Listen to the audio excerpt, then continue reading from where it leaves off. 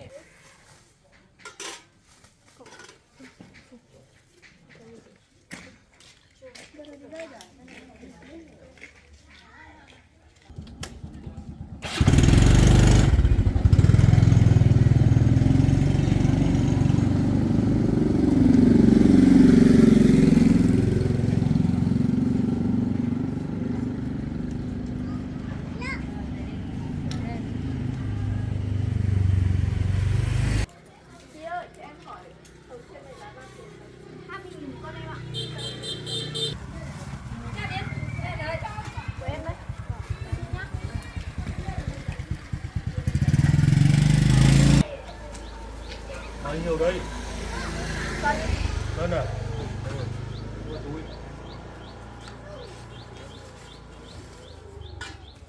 Tiền.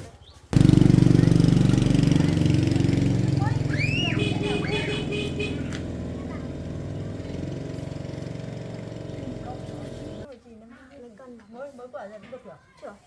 Quả này được chưa? Không biết ai đi nên đi ngủ. Con bên kia đi chị. Phải nhanh lên đi rồi.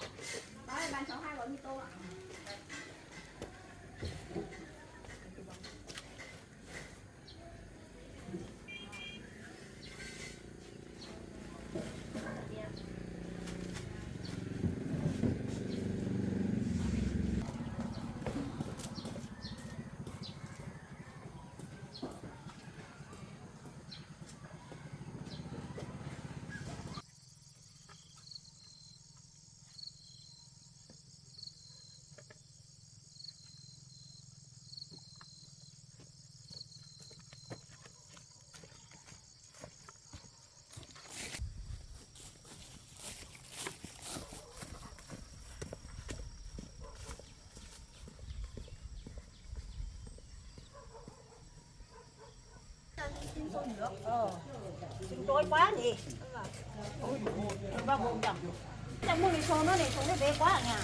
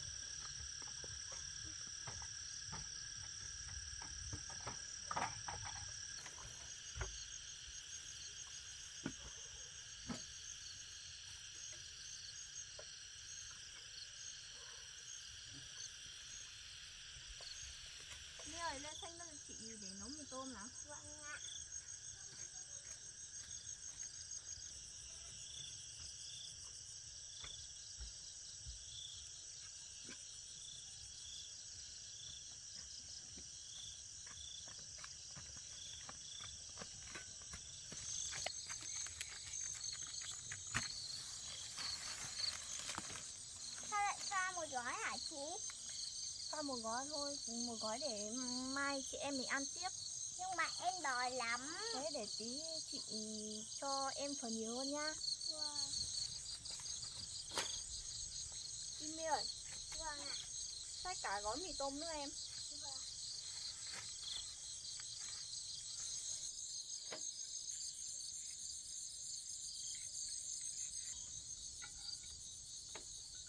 Cho bác đây chị lấy nước này.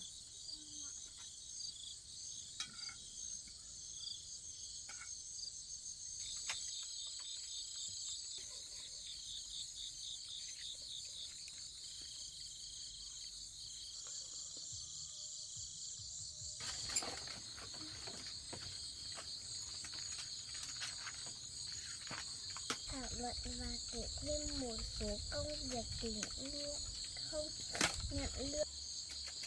Chị ơi, em buồn ngủ lắm rồi. Thế để chị đi giải chiếu cho em ngủ nhá. Vâng.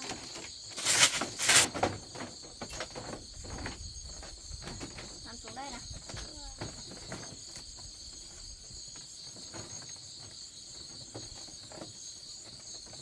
Mi ơi, dậy thôi Mi ơi. Mẹ ơi, nhưng mà em buồn ngủ lắm, em không dậy được đâu. Thế thì chị dậy chị nấu mì cho con ăn nhá. Vâng.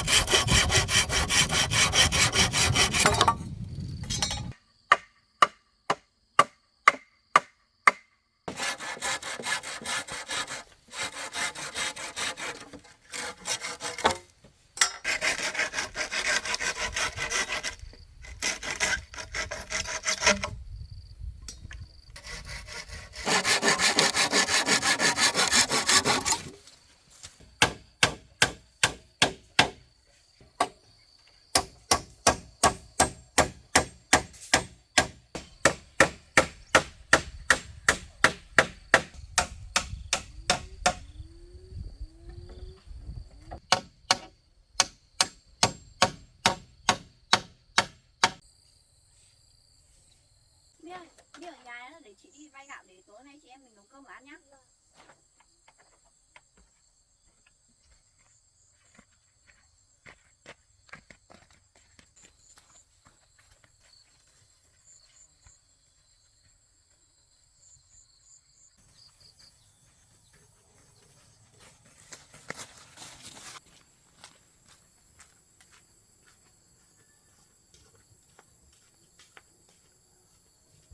Nhà chị còn gạo ở ngoài cho em vay 2 bát ạ. Cho chị lấy ra. Vâng ạ.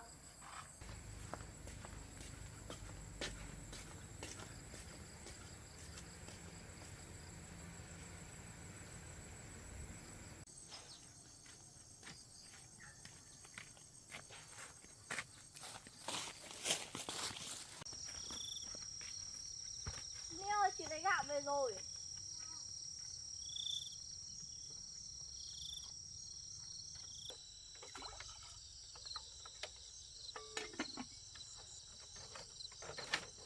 Đây chị cho vay khi nào có thì trả chị nhé. Vâng, em có ạ.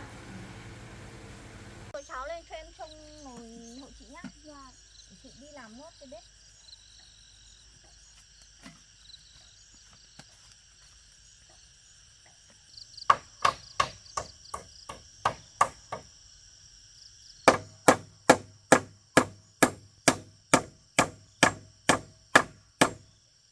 Cháu chín rồi, đây nhà anh em ăn thôi em ơi. Vâng ạ.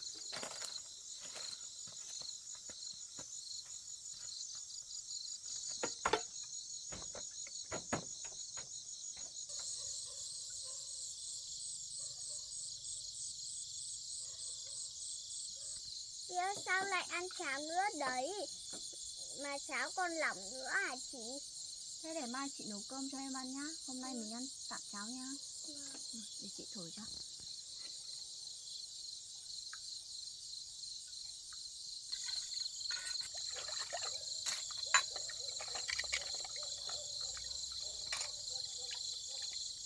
Em ơi, xách đèn vào để đi học bài nào. Vâng. Đi rồi.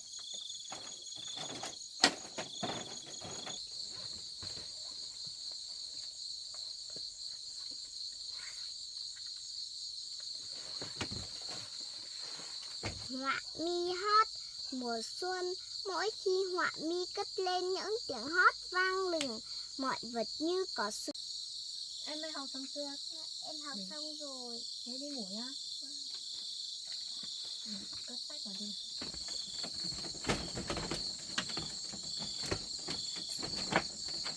Ăn xuống đây này. Để chị đắp chăn cho nhá. Em ơi, dậy thay quần áo rồi đi học nào.